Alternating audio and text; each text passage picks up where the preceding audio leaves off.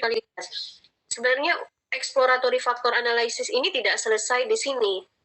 Ya, jadi analisis faktor ini langkah awal untuk melakukan uji confirmatory factor analysis. Jadi CFA, confirmatory factor analysis, ya, ditindaklanjuti. Jadi nggak selesai ketika kita pakai KMO, tadi dijelaskan KMO banyak yang valid. Di SPSS itu tandanya ada huruf A. Ya, ada huruf A. Itu artinya dia valid. Ya, tapi tidak selesai di situ, ada rotasi, ya, premix dan sebagainya. Prosesnya ada banyak langkahnya. Setelah exploratory factor analysis sudah selesai, tidak sampai di situ, tapi dilanjutkan dengan confirmatory factor analysis. Nah, biasanya ini memang digunakan untuk mengurangi item-item yang tidak layak. Untuk memang betul-betul pengembangan instrumen. Apakah item itu layak pada dimensi A, dimensi B, dimensi C, dimensi C. Kadang-kadang ketika kita sudah masukkan ke dalam analis faktornya itu, ternyata banyak item yang salah kamar. Padahal dia item yang kita buat itu masuk ke item satu, aspek satu, ternyata ketika di analisis faktor dia masuk ke aspek 4. Maka kita harus memperhatikan. Baik teman-teman sekalian, saya ulangi sekali lagi, analisis faktor ini perlu dilakukan selain untuk melakukan uji validitas, ya. Baik, silahkan. Ada yang ingin simulasi praktek SPSS-nya, silakan.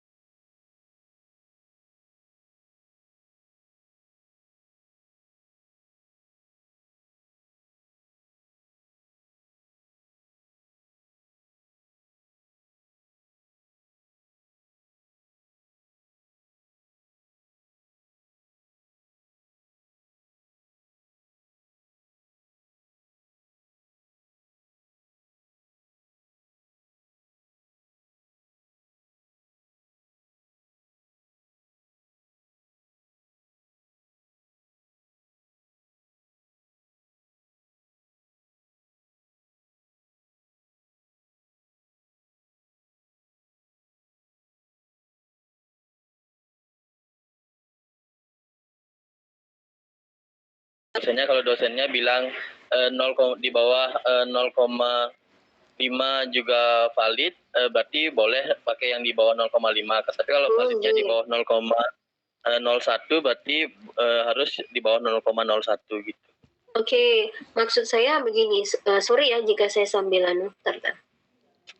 maksud saya begini. Kalau saya buka SPSS-nya baru, tapi saya masih mencari datanya, data yang mau saya uji validitas ini loh. Tidak nemu. Saya taruh di mana? Dokumen WA apa ya?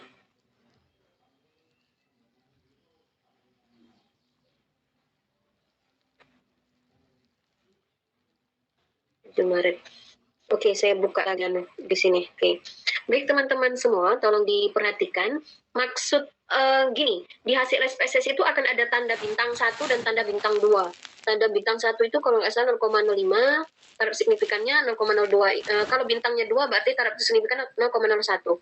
Tinggal peneliti, Anda sebagai peneliti mau memilih yang mana? Taraf signifikan 0,05 atau taraf signifikan 0,01. Nah, di hasil SPSS itu sudah ada bintangnya. Kalau ada bintang 2 berarti di bawah itu 0,01, kalau bintang 1 0,05. Artinya, jadi maksud saya begini, kalau R hitungnya itu, kita membandingkan R hitungnya itu dengan R tabel. Nah, R tabel itu kan nanti kita lihat. R tabel itu kita memilih yang kolom taraf signifikannya 1%, 5%, atau 10%. Kalau dia 1% berarti 0,01. Kalau dia 5% berarti 0,05, ya. Itu taraf signifikan yang 5%, 0,05. Nah, maka ketika kita ingin memilih R tabelnya, maka kalau memilih di bawah 0,01, 1%, artinya cari kolom yang 1%, lihat R tabelnya. Tapi kalau kita melihat taraf signifikan 5%, lihat yang R tabelnya yang 5%. Lalu kalau kita memilih R tabel yang taraf signifikan 5%, maka R tabelnya respondennya 50, misalnya responden 50, taraf signifikan 5%, berapa kolom di situ? Kolom yang 5%, R tabelnya berapa skornya? Nah, skor R tabel itulah dibandingkan dengan R hitung. Itu kalau kita memilih taraf signifikan 0,01% atau 5%. Itu untuk melihat R hitungnya. Nah, sekarang tolong diperhatikan, Kak, yang saya maksud tadi, cara pertama itu dengan melihat hasil korelasinya R hitungnya. Nah, cara keduanya itu melihat hasil signifikansinya tadi. Kita memilih 0,05%, artinya, nggak terbuka ya, tinggal datanya. Nah, kita pilih yang mana?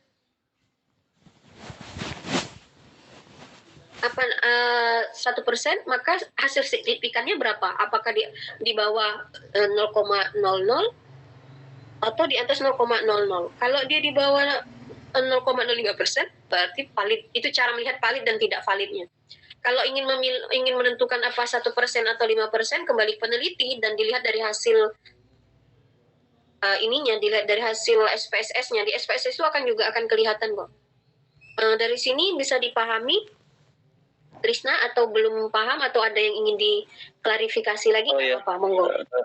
Sebenarnya udah paham, tapi kalau itu saya pakai kan yang patokannya yang di bawah 5%. Nah, kalau dipakai patokannya yang 5%, banyak sekali yang tidak valid. Jadi item yang tidak valid itu ada 15. Kan pertanyaannya ada 30, yang tidak valid ada 15. Itu bagaimana Ibu ya? Apakah itu harus diulang apa gimana? Apa memang normalnya? Enggak. Nah, kalau misalnya 30 itemnya, saya buka-buka ini sambil cari data ya, data mana yang mau saya apa. Oke. Misalnya instrumennya ada 30. Ketika di tryout, diuji coba, kemudian di analisis uji validitas reliabilitas, yang tidak valid 15, yang valid 15. Lalu bagaimana Bu instrumennya? Apa menggunakan yang valid saja? Makanya kita perlu mengecek kisi-kisinya. Di kisi-kisi, nah ini data. Di kisi-kisi, ya, dari 30 item itu, aspek 1 ada berapa indikator, berapa item. Aspek 2 berapa indikator, berapa item. Nah, yang 15, kira-kira aspek 1 ada enggak item yang mewakili? Kalau tidak ada sama sekali, maka harus direvisi yang tidak valid itu. karena tidak ada yang mewakili. Tetapi jika 15 item itu sudah mewakili setiap aspek, tidak masalah. Kalau sudah mewakili setiap aspek yang ada dan sudah dianggap mampu mengukur apa yang hendak kita ukur, 15 itu kira-kira sudah mampu mengukur apa yang hendak kita ukur, tidak? Nah, kalau dianggap sudah, ya udah, yang gunakan saja yang valid. Tetapi jika ternyata sisa 15 yang valid itu ada aspek yang tidak terwakili. Kalau ada aspek yang tidak terwakili, maka item-item yang gugur tadi direvisi. Revisi apa? Mungkin redaksinya yang ambigu, redaksinya yang tidak jelas, redaksinya yang tidak mudah dipahami, bahasanya oleh responden. Nah, itu yang harus direvisi. Nanti Anda akan ketemu mata kuliah penyusunan dan pengembangan instrumen. Kalau saya ini hanya di statistik, tapi saya ingin menyampaikan kaitannya mata kuliah statistik ini dengan mata kuliah lain. Jadi memang statistik ini kita belajar bagaimana cara mengumpulkan data, mengolah data, analisis data, menginterpretasi data, dan menyajikan data. Nah, kalau kemarin saya tidak meminta Anda untuk menyusun sendiri instrumennya, tapi menggunakan yang sudah ada, karena nanti ada coupling sendiri mata kuliahnya, mata kuliah penyusunan dan pengembangan instrumen di semester atas. Nah, semester ini kita belajar mengumpulkan data dulu. Jadi saya mengajak Anda punya pengalaman ya menyebar data ke lapangan untuk mengumpulkan data yang diperoleh. Data yang diperoleh itu nanti kita cek. Kalau dia masih ini datanya, ya ini tapi sayang saya tidak ada kisi-kisinya ini. Nah, ini yang kadang saya tidak tahu aspeknya apa saja. Hanya dikasih data ini untuk ngolah data kemarin kan. Nah, oke. Ini jumlahnya, oke, saya ambil data ini aja ya. Jadi begitu siapa? Krishna, ya. Kita lihat apakah menggunakan yang valid saja atau merevisi yang tidak valid, tergantung. Kalau yang 15 valid itu sudah dianggap mewakili dan mampu mengukur apa variabel yang hendak kita ukur, silahkan lanjutkan. Tapi kalau ternyata dari 15 itu ada item-item yang tidak mewakili aspek-aspek yang kita teliti, maka item-item tersebut harus kita revisi, kemudian setelah revisi di try out lagi. Oke, kita coba. Apakah Anda bisa melihat di laptop Anda? Saya sudah dapat datanya ini. Bisa dilihat? Oke, respondennya hanya 26, tidak cukup. Berapa sih responden ini? Banyak. Ada 62. Nah, kita copy. Nah, ini saya ulang uji validitas ya. Ctrl C.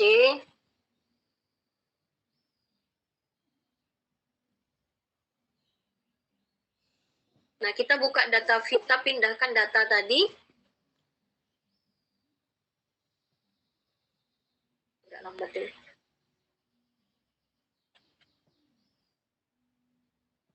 Agak lambat, saya ada copy paste. Sabar ya. Udah di copy paste, enggak mau. Nah, masih loading. Saya ulangi dari uji product moment.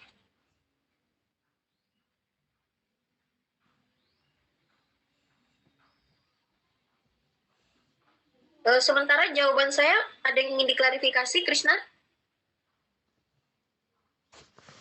Oke, sudah baik tertinggalkan Bu, sudah datanya. jelas Bu untuk ininya apa namanya? Iya. Oke, kita rubah name di variable view ya. Buat saja ini variable x gitu ya.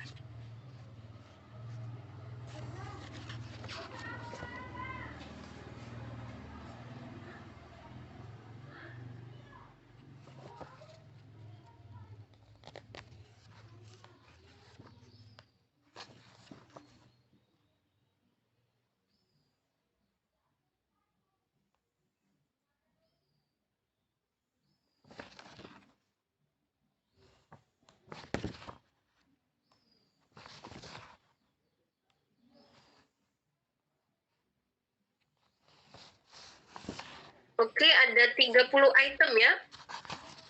Ada 30, oh banyak ternyata. Ini bukan data saya, jadi saya tidak memahami karena tidak ada kisi-kisinya. Jadi kemarin mau uji coba pakai SEM, konfirmatori gitu ya. Ini X31, X32, X3.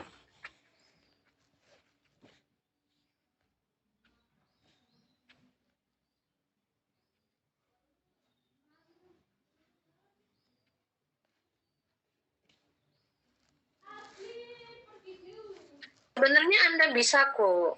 Diberi amanah, saya yakin teman-teman kemarin yang banyak sudah presentasi, sudah simulasi, artinya bisa. Artinya kelompok lain juga bisa. Tidak ada yang sulit kok kalau aplikasi yang dipelajari. Tutorial, praktek, gagal, apa yang dicari, apa yang salah gitu ya.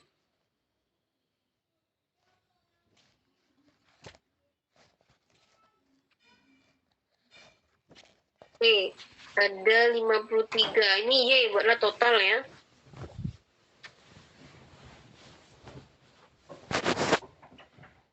Kemudian desimalnya kita nolkan saja. Ya, kita nolkan saja.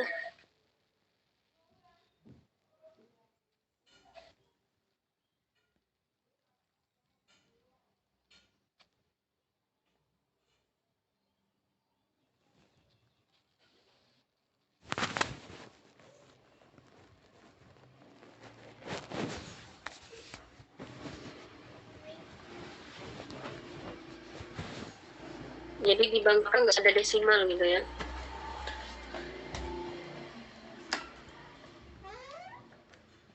Oke. Boleh juga kita buat item 1 gitu ya.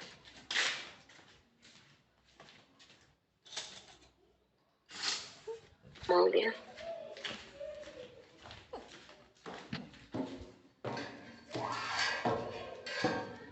Oke, nanti dilanjutkan ya sampai selesai, sampai item-item tadi.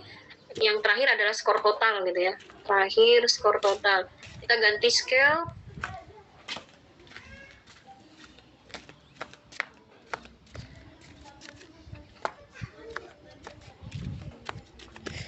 Oke, saya gini aja terus bisa.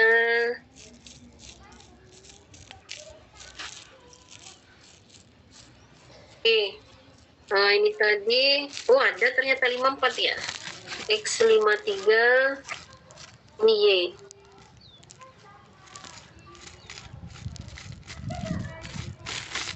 Oke, ini total gitu ya. Total. Oke teman-teman, sudah di-input, itu tidak saya selesaikan nggak apa-apa, yang penting ininya ya, ini data view-nya, kita copy paste di data view, kemudian variabel view kita harus isi untuk menjelaskan datanya apa saja. Udah selesai, kita klik analyze, kita klik correlate, ini untuk uji validitas ya, product moment, bivariate.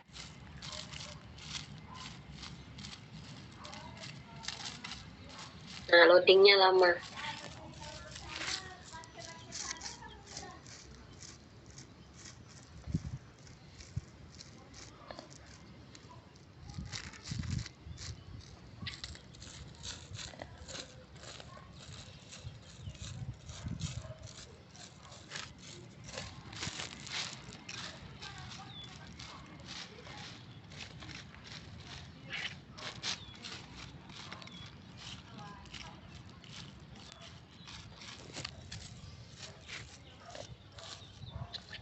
Oke. Dia langsung namanya ada labelnya ya, tapi nggak apa-apa. Kita klik semua, Ctrl A, kita pindahkan. Langsung saja seperti ini bisa kok. Version, karena kita memang product moment person ya. Bukan Kendall, bukan Spearman. Kalau Spearman dan Kendall untuk data selain interval dan rasio. Kalau datanya ordinal atau nominal, kita boleh pilih Kendall atau Spearman.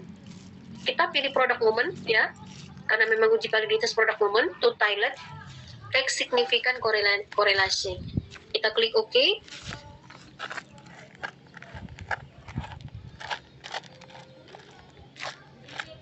Tunggu ya hasilnya ya.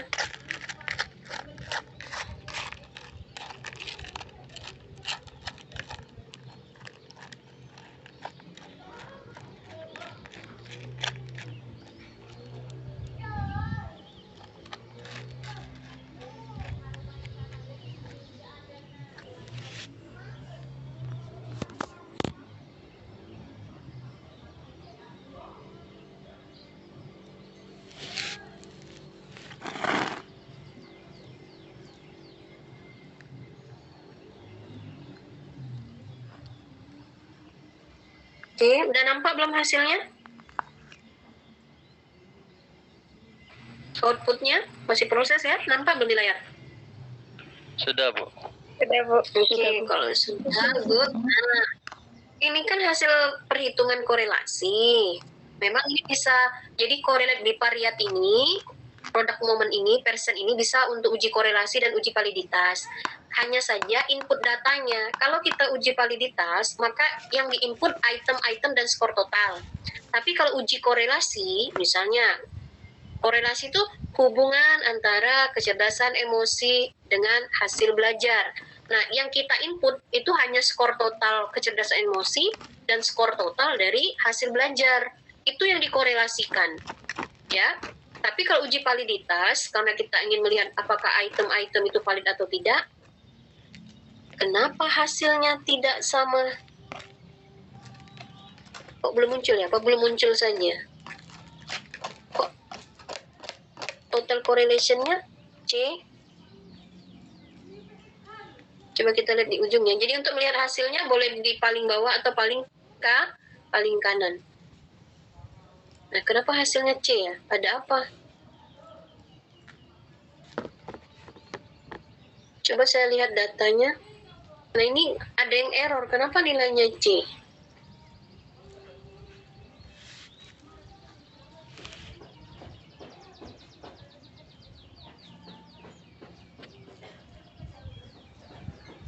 Si loadingnya.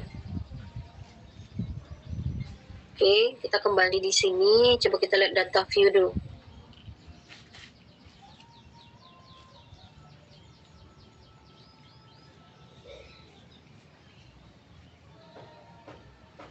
Kita lihat data view, kita lihat skor total. Salah. Skor totalnya ada tidak? Sudah ada. Oh, ini. Ada yang masuk sesuai. Halo, berarti sampai 53 ya. Nah, saya tadi tidak ngecek ketika, kan skor totalnya di X53. Ada yang tercopy, tapi tidak ada, hanya titik-titik. Maka sesuai hasilnya seperti ini. Bisa dipahami tidak? Nah, lihat. Totalnya kan sampai titik-titik, nggak ada hasil. Ya, kenapa? Salah. Kita lihat lagi. Di input datanya ada yang salah. Nah, ini enggak. Oke. Nah, di sini ini harus kita hapus. Datanya kan ada yang tercopy titik-titik. Tanpa kita sadari, saya nggak lihat lagi tadi ya. Bisa dilihat? Halo, bisa mendengar suara saya? Halo? Bisa, Ibu. Bisa ya. Karena data yang tercopy tadi ada titik-titik, sesuai nggak ada hasilnya. Oke. Kembali berarti sampai X53. 53 ini adalah IY. Maksudnya skor total ya. Skor total.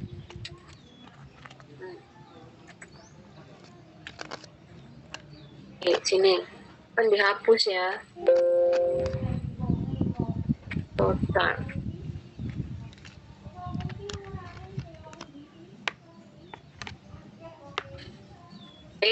Kita klik analyze lagi ya. Klik analyze. Klik correlate. Kemudian klik bivariat. Oke, udah masuk semua ya. Sampai skor yang tadi X53 tadi. Kok masih ya? Saya ganti namanya. Skor. Nggak mau, karakternya nggak mau variable name. Berarti sini Y.